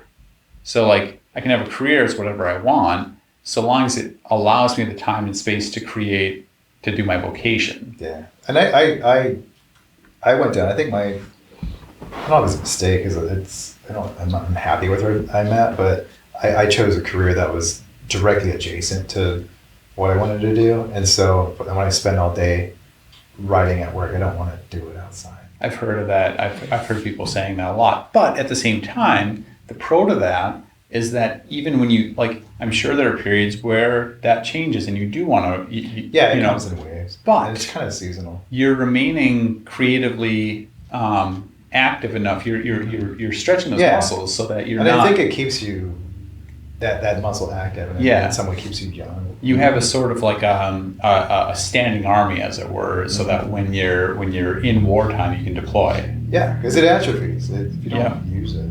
And that's what I worry about with painting. I'm starting to get to a spot where I have to, and I'm not by any means remaining inactive.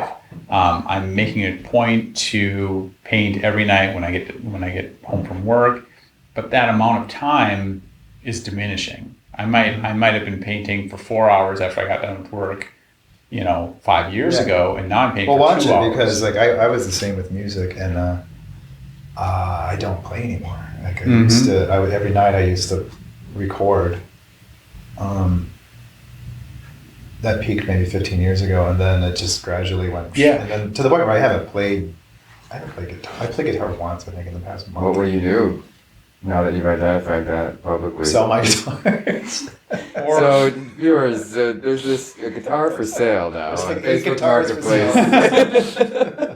or They're really the other nice, thing too. you could do is like Adam suggested earlier, join a band with a couple of There it is. But every time I've been in a band, Yeah. I've not enjoyed it. yeah, that's I don't even know how I would I don't know what that would play be. in a band because it so I'm too opinionated. I like to do it in more like sketches. And Yes. it's my way. It's like a very personal thing for me. Yeah. So I don't like to have to meet someone and like I was in bands when I was younger, and I hated it because maybe it's because I never met the person who like I creatively like just linked up with.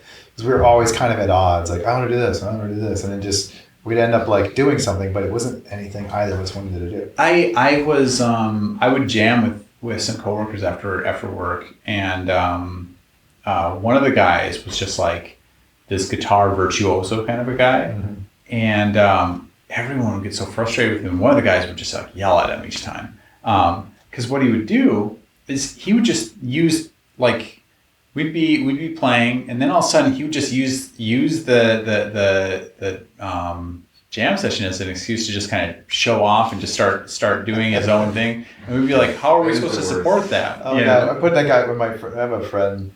He's in St. Louis. We don't do kind of like a Spinal Tap type of mockumentary about bands. We need to include that guy. yeah.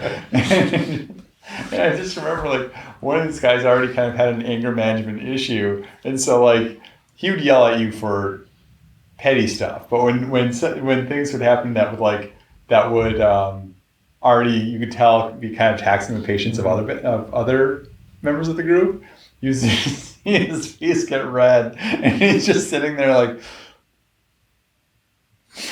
It's just like because it's so hard to, I think, get everybody to agree on like.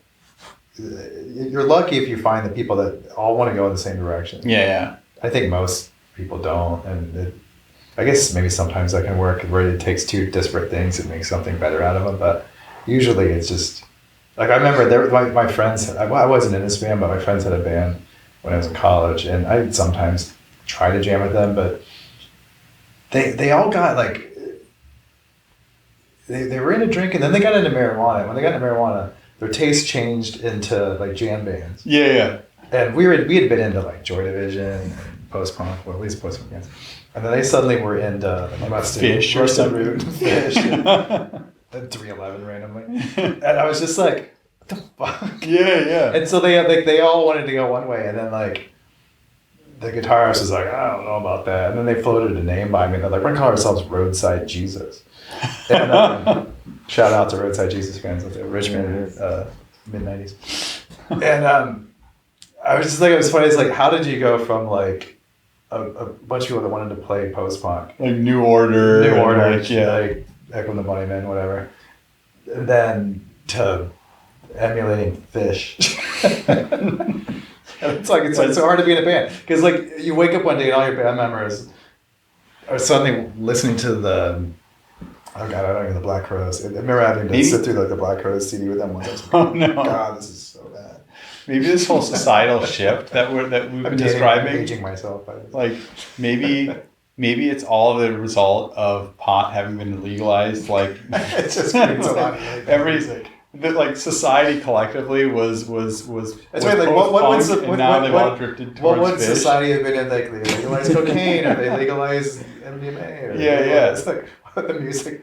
It's gonna lead to a lot of just like meandering bad music. Oh man. Right now, what would you say? Like happen. Obviously, pot's been legalized.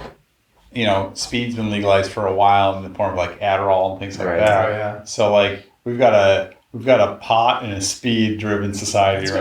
That's very at odds with itself. Yeah. Interesting. I think they should legalize Molly. Then everybody would just be happy. Exactly. Yeah. Everyone's gonna have crashing like their cars. Because they're just so like, I'm so happy. What's the one that people take and they see they're transported to the dark room with the gnome DMT. or something? Yeah. DMT. Legalize DMT. We need that society. I mean, that's like a 15 minute experience, you know. But everybody says it lasts like, it feels like it lasts like an hour. Did you do? I don't know. Yeah. I've tried that, and it was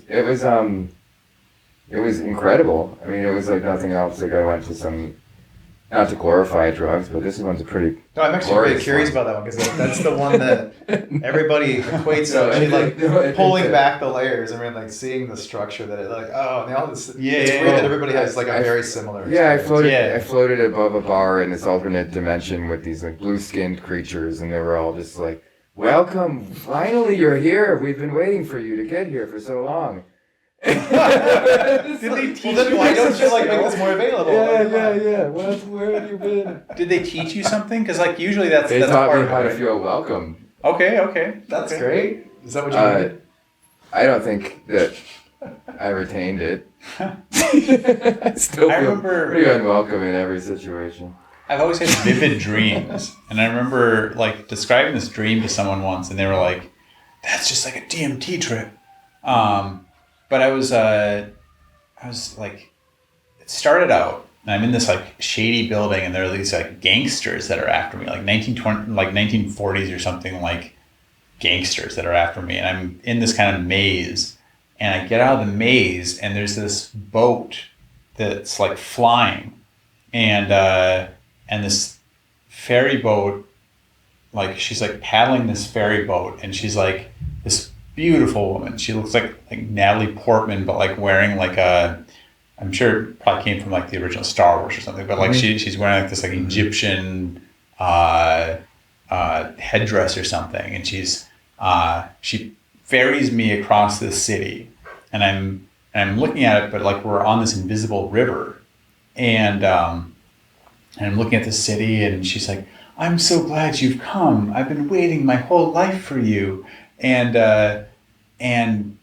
I disembark from the ferry boat onto this like giant staircase, and I'm jumping onto this like from stair to stair, but I have to like climb up, and finally I get to this throne room, and there's this like god that's there, and it's like this Egyptian god, and it's speaking this version of language to me where it's all, I don't understand it. Like it almost feels like it's an urban sort of stylized version of language or something, where every word is so stylized that you almost can't understand what it is if you're not someone that speaks it. And but I started playing as though I could understand it, and I started playing, and then he was like, this god was like playing back, and I realized that the only way of understanding was to pretend like you could, and to play with play as though you were speaking language, and then like he basically told me that I understood it, and that this was the that's how I feel in the language in of general. I'm pretending to right. I got the job as an engineering technician because I had a job where I was working like as a machinist, and I'm not a certified machinist, but what I did to get the job as the machinist was I read a blueprint, and I read the blueprint because I understood how to read print, like I just understood basics of like how to read a floor print or a floor plan. Mm-hmm. And I had used 3D Max when I was in studying animation, and so I was able to like bullshit my way through it enough to where they were like, okay, you may not have the credentials, but you know what you're doing. We'll give you the job. And I just like Googled things and learned along the way. Yeah, that seems like a common way to do it. Yeah. So I think most of life is like that to a point where you fake it till you break it. Fake it till you break it. Fake it till you make it. Whatever. I think it's an unspoken thing that 90% of people don't fully know like what they're doing. Yeah. I mean, they're doing something. They're not as confident and well versed as the they theme present song of this themselves. show. the lyrics in the theme song of the show. This show? Yeah. It's very much about that. It says, if you don't fake it, then we're cool. And if you don't fake it, then I invite we're you to cool. fake it. I think everybody's faking it. All right. Yeah. I think that it's in reference to personalities. On the show, if you show up and you're lying and your representative is a little bit too opaque. Has that been a problem? There was one episode I won't air that I think the guy was. I know he was lying because I worked with him, and I don't support that. No, I'm like, Yeah, nobody knows. But I don't want that. Yeah. I don't want to promote that energy. I don't want to promote Well, that kind of behavior. I don't want, and I won't always know if people are lying, but it's sort of like when that happens in this kind of environment, it becomes like a. well, it negates the purpose of it. Yeah, it's against the point of the whole thing. No. The show is about people telling their own story. It's not about people. Sure, we all elaborate stories and details in our inner tellings of our stories to make ourselves more interesting, but I think that there's a line there where it comes to like total fabrications of events kind of stuff. Where it's like, that's not your job. You're lying. Like you are not responsible for the things you're saying you're responsible for. You're lying for no reason. That was one of the guys It's the for no reason thing, especially. What do you do? It's out of control.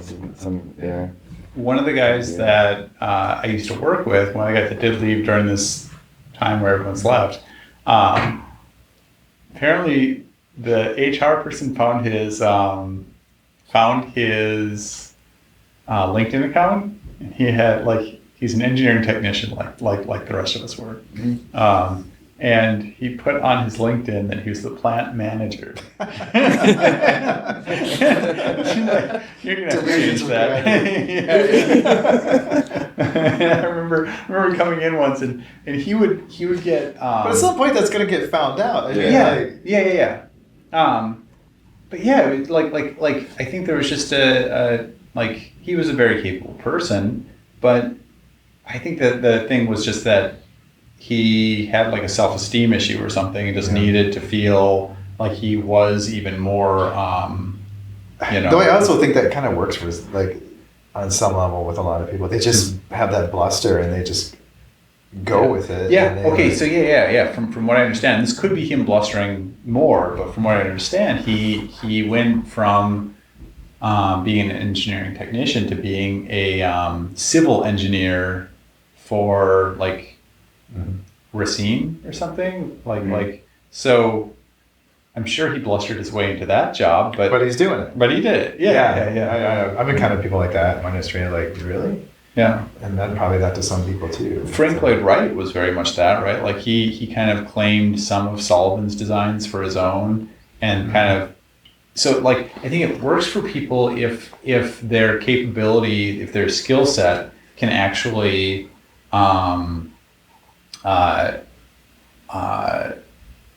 bolster their bullshitting. Well, I wasn't going to talk about Elon Musk, but I'll probably because this is fitting. But I think he's an extreme example of someone who has a particular talent with bluster and sort of marketing and just that's arrogance, just the belief in oneself to the point to just push things through. Whereas he can buy somebody else's idea, and basically take total credit for it, and with his lack of nuance about how he's just won't accept no for something, just being an asshole. It happens, but then he gets credit for everything. Sure, it's an extreme example of that. We're you didn't do any of these things. Wasn't Steve Jobs to a certain extent you look at the design. A lot of the design was Johnny Ive or whatever his name was. Yeah. And but he was so insistent that I remember there was some story about he wanted to have the startup time reduced to under 30 seconds or something, and they were just we can't do it. But he's such an asshole. Yeah, that you have to do it. You're going to get fired. Yeah, so people do it. And That's the thing with like, it's like, I need the rocket to come back down and land on itself. And they're like, oh, we can't do that. And I'd be the type of person like, all right. Yeah. I guess we just throw it away like we usually do. You know what you're talking about, so I guess we'll. I'm not advocating for Elon Musk. But that There's personality there's a trait use for all personality traits in the world. seems to make things happen. That just belief in oneself to a fault. Yeah. And or maybe he doesn't behind the scenes, but like on the surface, just like faking it till you make it on a grand scale can get things done. So now I'm thinking like, I wonder like the JP Morgans of like the past, did they really know what they were doing, or they just like had that personality where they just were dicks and they're like, no, you have to make that happen. Yeah. And almost psychopathic, really. Sometimes like people that I've known that have just been like, that on a certain, on some micro level have been competent within a certain sphere, but then they extend that competence into spheres that maybe they're not. By Twitter. Yeah. It's a joke, but I mean, like you get that you attain such self-confidence. It'll turn into what something. You've done, I and can't then imagine. you put it into something where it's not your area of expertise, or it's a different group of people that don't react to the same things in the same way that you're used to. Sure. And suddenly it's like, oh, like you get sort of like, it's the curtain being pulled back. Yeah. You're not everything to everybody. Yeah, and then that's seen as like their downfall or something. Well, for example, I assume that rocket engineering is a very niche position to be in, and you tell those people to do something, and if they don't, they're out of a job. They're like, oh, shit, it's not a lot. Like I work for SpaceX or NASA, or Jeff Bezos is whatever he's doing. But Twitter, you tell a bunch of engineers that are working on, internet-related things, and they're like, I don't want to do that. Like, you got to work 80 hours a week to make this happen. First, you're not going to Mars. It's not that glamorous. You're just enabling someone to post cat pictures or write about politics. So you're like, well, I could quit my job and get a job somewhere else and just stop the tilty bullshit. Like, he's encountering people that have options.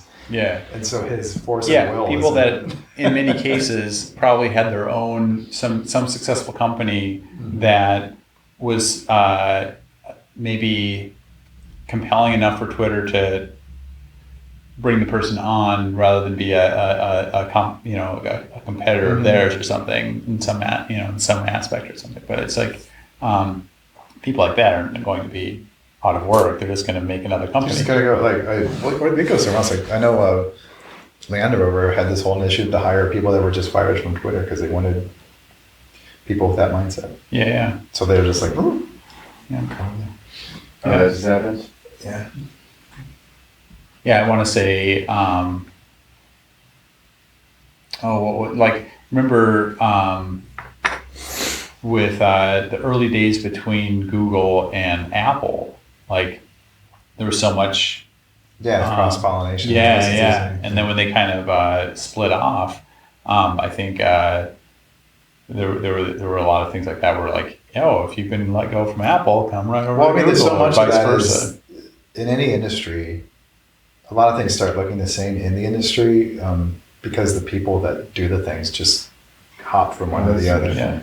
It's like that in my industry. It's like I worked with the car industry a lot because the thing I actually like to advertise is cars. Mm-hmm. But so you get to learn a little bit about the behind the scenes of the car companies, and you realize like they just like the people that like designed Volkswagens then went to Ford. And they I've been wondering about that with Hyundai or Kia. this new electric car thing. Like how many of the people that were power players in the Tesla, in the development of the Tesla, have been now developing. Well, like a lot of the guys that started Tesla were annoyed at Elon and jumped and formed Lucid. Okay. So like the Lucid Air, which is like this new kind of, it's very high end, but they want to kind of create, it's kind of like Tesla. They start out like up here and then they make cheaper versions, but the car they're out now, it's like $150,000. But it's what they, I don't know the whole story, but it's kind of what they wanted their high-end Tesla to be, but they couldn't because they were at odds with what like Elon was wanting. Okay. So they're like, he would, what they were saying was like, he wanted to reinvent every wheel. And they're like, sometimes the wheel is perfect. like he was wanting to change how everything was done. That was just his sort of like blank slate. Like, this is how I do everything. And they're like, that's not smart. That's just like it's too broad a way to define things. So they left and started Lucid. And apparently the Lucid is like a way better car than the Tesla. I have no idea what this has to do with anything, but it's about how like the people crossing into the industry, sort of the industry itself is a bubble. And so when you're buying, which is why I think it's weird when people have, like, I'm a Ford guy or I'm a Chevy guy. Like, it's all the same shit. Like, it's the same people. And I don't think people, like, especially like before the electric car thing kind of shook up the market and kind of brought these weird cars that were almost unlike, then you start to realize how similar everything has been prior to these. Yeah, because when a new idea shows up, you're like, woo! Yeah, like, placing your instruments on the dashboard, for instance, right? Or like having everything just be on a big touchscreen. Yeah. Because there is a lot of like dogma, like everything has to be like this. That is one thing I noticed working with like big three like American automakers, is there's a certain way to do things that way, because it's such a big enterprise. Like the number of people, the amount of money involved in this stuff is like enormous, and to move that ship any direction is just monumental. Whereas a smaller company can be like, make the dashboard and touchpad. And it's like, and you realize, like I remember in 2008 when the that crash happened, and then the fallout was the auto industry sort of crashed, and so many industries that were supported by the auto industry also crashed, and you're like, wow, this thing is way more complicated than I thought it was. But a side effect of that is if you look at cars up to 2008 and then cars from after it settled, like 2011 on, the ones from 2011 on are way better cars. Sure. There was just that all the bankruptcies and everything allowed them to sort of wipe the slate clean and take risks that they were forced to take, that they wouldn't take before. Okay. And you end up with better cars. Yeah, that's interesting. That was a weird tangent. So, I feel like I could keep working on this, and I really love talking with you guys. About the car industry. About everything. It's awesome. Really, I love this conversation. I think that I kind of like where it's at as a stopping point, though. Sure. As far as the painting goes.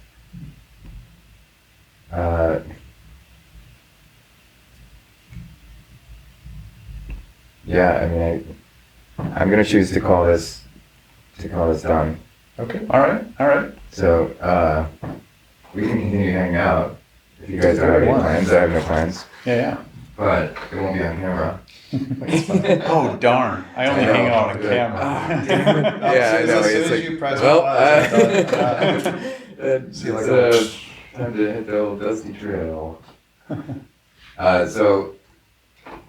I do have to go home at some point to let Cosmo out. Yeah, that's reasonable. So I'm gonna switch spots with you, and you're gonna come and look at this painting.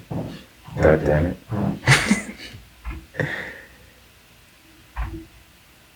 Here. Is it done? Yeah. Oh, so we don't get the reveal on This is a reveal. And yeah, there's no crying in baseball, but there is crying in painting everybody. Oh no, looks like me. You say, oh no. No, he said, oh wow. Looks like, it's like, oh no. because like when Alejandra, she was very excited. She's like, it captured the essence of me. It looks like me. Yeah, I'm working on it's that. crazy. It's like that is structurally me. It's structural. Yeah. I'm thinking like, oh yeah, that's my like receding hairline. Hey, shit. I mean, that explains the haircut, right? And and the postures too. So that's my slightly awkward, slightly comfortable posture. Well, you shifted a few times. I changed it as we sat and as I worked. You had your legs crossed at one point. Oh, sure. So I changed it when I started them this way. Okay. And then you changed them back to be like this. So I left them painted like this still. Yeah. Yeah, no. And you wound up switching back, so I was like, great, I'll just continue on. That's kind of how I sit with my leg like crossed on a mirror. Yeah. Interesting. Wow. Yeah, this is great. Yeah, these are fun. These are making me so much better at painting. It's great. So many people who are going to be highly proficient academic painters who would see these are going to think, God, these are terrible paintings, and then I'm going to look at them and I'm going to say, do you understand the nature of painting? That every painting you make makes you a better painter. That this that I'm applying, this knowledge that I'm applying to these paintings is then being translated to other paintings that I begin. Yeah. So it's alla prima. It's all being done at once, but I don't typically paint that way. I mean, I'm glazing everything. I'm painting indirectly. So this step being the primary foundational step is like, this is the one to master, and the other stuff is like there are other applications for that. Maybe one day these episodes could be 2 parts or something, and I do a glazing episode. You know what I mean? Yeah. But it's not it's never going to have such a formula as that. Palette too. You can see your whole. It was pretty limited. Yeah. Mm-hmm. Yeah, it's like you got a few different zones that you're thinking in. Yeah. But yeah, it remains in sort of that goldish. Yeah, I really wanted this one to be gold. Yeah. So. And I like kind of crest in the middle in a way. Yeah, I didn't use any black. Just white and this yellow that I found to replace this nickel titanium yellow I was using. It's this brilliant yellow. That's boring stuff, though. That's not fun. That's the stuff that's between the white and the ochre. This That stuff. this Yeah. so I mixed that with a mixture of these two to make this flesh tone, and then I mixed some of this with this white, because I never liked to paint with pure white. So that's my warm white. This is my cool white, which is blue and white. This is another out of the two. These two colors are like neutral colors, neutral cool and neutral warm. This resembles the mud that's in the bottom of my turpentine jar. Okay. So I really like to paint with that kind of muddy, weird kind of color. And then this is this transparent brown, which I'm using in combination with this olive green to make the browns. Yeah, I had this thing. So it's this strange kind of palette that I'm using and it's trying to figure out. It's very chaotic and unusual to me, but it I like it a seems lot. like it gives you a few different controls that might be kind of nice. You know, when painting in a sort of all prima way, because it's like I would imagine having the fewest directional. Because it's like. Oh, whoops. Yeah. It doesn't matter. I thought it said. So yeah, I think No, I love that. That's amazing. it allows me to go pretty dark still without using black. This is the darkest, of course, and the blue. Okay, yeah. So I mix those in. But this is nerd stuff, and we don't want nerds watching painting everybody. No, they can just be the guys. Yeah. So this here is the last of it.